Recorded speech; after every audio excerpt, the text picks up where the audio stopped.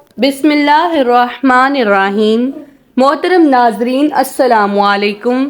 میں آج اس ویڈیو میں حضرت موسیٰ علیہ السلام کی پیدائش کا واقعہ بیان کروں گی۔ ناظرین، ویڈیو میں آگے بڑھنے سے پہلے اگر آپ نے ابھی تک اس چینل کو سبسکرائب نہیں کیا یا آپ اس چینل پر نئے ہیں تو ہمارے چینل اسلامک ٹاکس کو سبسکرائب کریں تاکہ آنے والی تمام ویڈیوز آپ تک پہنچ سکیں۔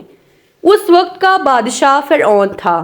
فرعون نے ایک رات خواب میں دیکھا کہ شام کی طرف سے ایک آگ آئی اور اس آگ نے تمام گھروں کو جلا ڈالا، جبکہ بنی اسرائیل والے محفوظ رہے۔ دہشت کے عالم میں بیدار ہونے کے بعد فرعون نے تمام کاہنوں اور نجومیوں کو جمع کر کے اپنا خواب بیان کیا۔ نجومیوں نے اسے بتایا کہ بنی اسرائیل میں ایک بچہ پیدا ہوگا جو فرعون کی بادشاہت کو ختم کرے گا۔ بنی اسرائیل کے یہاں بھی شروع سے ہی یہی بات مشہور تھی، لہٰذا اس خواب کے بعد وہ مزید فکر مند ہو گیا اور اس نے حکم جاری کر دیا کہ بنی اسرائیل میں پیدا ہونے والے تمام لڑکے قتل کر دیے جائیں۔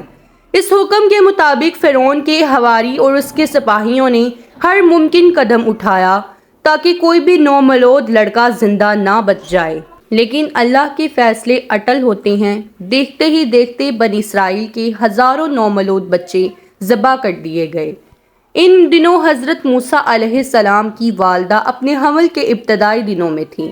اللہ تعالیٰ نے ان کی حفاظت کا سامان اس طرح فرمایا کہ ان کی والدہ پر معمول کے مطابق حمل کے آثار ظاہر نہیں ہوئے، جن سے آپ فرعون کی چھوڑی ہوئی دائیوں کی نگاہ میں نہ آئیں۔ انہوں نے اس بات کو چھپائے رکھا یہاں تک کہ پیدائش کا وقت قریب آ پہنچا اور انہوں نے بچے کو جنم دے دیا۔ اس بارے میں سوائے قریبی لوگوں کے کوئی اور نہیں جانتا تھا۔ نجومیوں نے فرعون کو اطلاع دی کہ بچہ پیدا ہو چکا ہے۔ اس اطلاع نے فرعون کو بدحواس کر دیا۔ اس کے سپاہیوں نے گھر گھر تلاشی شروع کر دی۔ حضرت موسیٰ علیہ السلام کی والدہ سخت پریشان تھیں۔ 3 مہینے تک انہوں نے حضرت موسیٰ علیہ السلام کو چھپا کر رکھا، لیکن زیادہ عرصے تک بچے کو شاہی جاسوسوں کی نظروں سے چھپا پانا ناممکن تھا۔ پھر بھی وہ اپنی پوری کوشش کرتی رہی، یہاں تک کہ ان کے پاس اللہ کا حکم آ گیا۔ یہ حکم اللہ نے ان کے دل میں ڈالا تھا۔ حضرت موسیٰ علیہ السلام کی والدہ کے دل میں خیال آیا کہ تابوت کی طرح ایک صندوق بنایا جائے اور اس بچے کو اس صندوق میں رکھ کر دریائے نیل کے بہاؤ پر چھوڑ دیا جائے۔ حضرت موسیٰ علیہ السلام کی ماں نے اللہ کے حکم کے مطابق بچے کو صندوق میں رکھا اور دریا میں چھوڑ دیا۔ ساتھ ہی موسیٰ علیہ السلام کی بہن سے کہا کہ اس کے پیچھے پیچھے چلتی جاؤ، لہٰذا وہ دریائے نیل کی موجوں میں چلے اور ان کی بہن کنارے کنارے چلی۔ صندوق بہتا ہوا محل کے تالاب میں پہنچ گیا۔ وہاں فرعون کی بیوی اور خادمائیں لطف اندوز ہو رہی تھی کہ صندوق پر ملکہ کی نظر پڑی۔ اس نے کنیزوں کو حکم دیا کہ صندوق کو تالاب سے نکال لاؤ۔ جب صندوق کھولا گیا تو اس میں ایک حسین اور تندرست بچہ آرام سے لیٹا ہوا تھا۔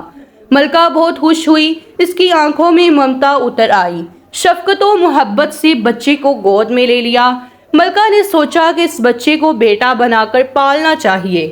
محل میں کسی نے خدشہ ظاہر کیا کہ یہ بچہ بادشاہ کی سلطنت کو ختم کرنے کا سبب بھی بن سکتا ہے۔ فرعون کے دل میں بھی یہ خیال آیا کہ کہیں یہ بچہ بنی اسرائیل کا وہ لڑکا نہ ہو جس کے بارے میں نجومیوں سے پیشن گوئی کی۔ لیکن فرعون کی بیوی نے یہ کہا، یہ بھی تو ہو سکتا ہے کہ یہ بچہ ہماری آنکھوں کی ٹھنڈک بنے، یعنی ہم اس کو اپنا بیٹا بنا لیں۔ اس پر فرعون نے کہا، یہ صرف تیری آنکھوں کی ٹھنڈک ہے، میری نہیں۔ میں نہیں چاہتا بنی اسرائیل کا کوئی بچہ میری نگرانی میں پلے، لہٰذا یہ صرف تیری ہی آنکھوں کی ٹھنڈک ہے۔ حضرت ابن عباس رضی اللہ تعالیٰ عنہ فرماتے ہیں، اگر فرعون یہ بات کہہ دیتا کہ یہ میری بھی آنکھوں کی ٹھنڈک ہے تو اللہ تعالیٰ اس سے بھی ہدایت دے دیتا۔ ملکہ نے اس بچے کا نام موسیٰ رکھا، جس کے معنی ہے کہ وہ شخص جو پانی سے نکالا ہو۔ بچے کو جب محل میں لے جایا گیا تو اس نے دودھ کے لیے رونا شروع کر دیا۔ بچے کے پاس دودھ پلانے والیاں لائی گئیں، لیکن بچے نے کسی عورت کا بھی دودھ نہ پیا۔ جو عورت بھی آپ کو دودھ پلانے کی کوشش کرتی ناکام ہو جاتی۔ ادھر حضرت موسیٰ علیہ السلام کی بہن دور کھڑی یہ سب دیکھ رہی تھی۔ موسیٰ علیہ السلام کی بہن نے فرعون کی بیوی سے کہا، کیا میں تمہیں ایسا گھر نہ بتاؤں جو اس بچے کی تمہارے لیے پرورش کرے اور اس بچے کی خیر خواہ ہو، اس لیے وہ ایک غریب گھرانے سے ہے۔ جب انہیں معلوم ہوگا کہ یہ بچہ فرعون کے گھر سے آیا ہے تو انہیں انعام و اکرام ملنے کی امید رہے گی۔ اس گھر میں نیک سیرت خاتون ہے، وہ اس بچے کو بخوشی دودھ پلانا قبول کرے گی۔ فرعون کی بیوی نے کہا چلو ٹھیک ہے، لہٰذا آپ کی بہن انہیں گھر لے کر آئی۔